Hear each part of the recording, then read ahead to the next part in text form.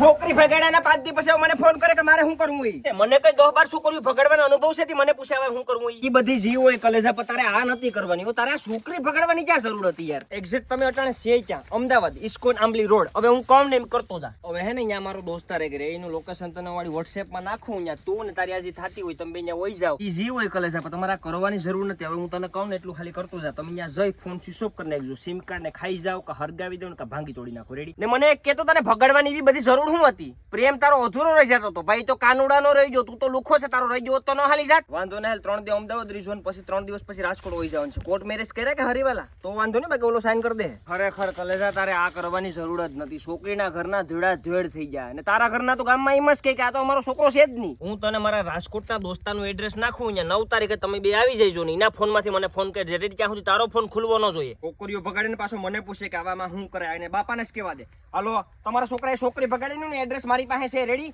છોકરી વાળાને તો કહી દીધું હવે તમને કહું 9 તારીખે રાજકોટથી ભરી લેવાના છે બેયને